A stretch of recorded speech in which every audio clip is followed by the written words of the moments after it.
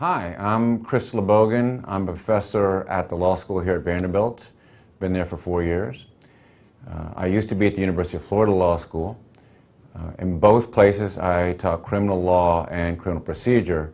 Criminal law is the law of crimes. In other words, we talk about homicide, rape, murder, theft, and we also talk about the death penalty. And we talk about the purposes of punishment. Criminal procedure is actually two different courses, one having to do with regulation of the police, search and seizure rules, interrogation, and then the second part of criminal procedure has to do with the trial process, what happens after a person is arrested by the police and goes through trial and adjudication. And it also deals with sentencing to some extent. So what I'm going to be talking about in this OSHA course and what I'd like to cover with anyone who participates are some of the hot topics in criminal justice. And we have 6 classes, so I want to talk about 6 hot topics.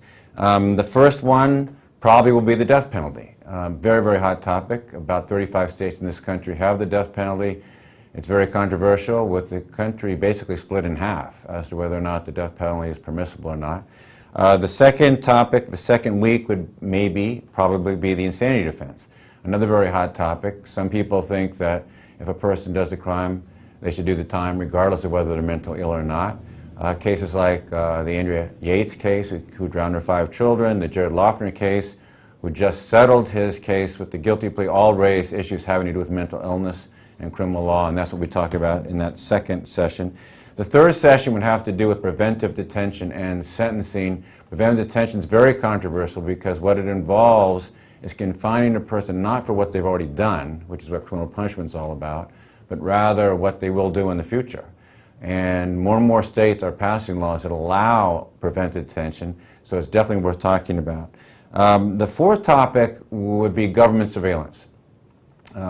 Since 9/11 in particular, the government has poured an amazing amount of resources into various kinds of technology that can allow both visual and digital surveillance. By visual surveillance, I mean, for instance, drone cameras, cameras on satellites, CCTV, but there's also digital surveillance. That is the use of computers to access people's records, and sometimes it's called data mining.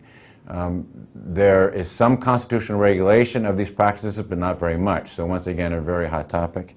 The fifth topic might be interrogation practices. That is, what can the police do during interrogation? Obviously, they cannot torture people, at least that's been the traditional rule. We've seen actually some exceptions to that since 9/11. But separate and apart from the torture issue, there's also when Miranda warnings have to be given, whether police can lie to people they're interrogating, and so on.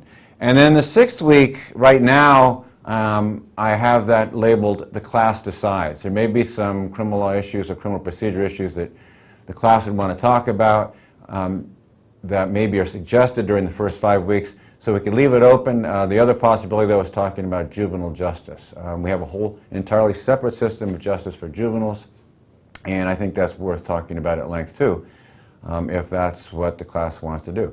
So that's the course in a nutshell, and I hope you'll come.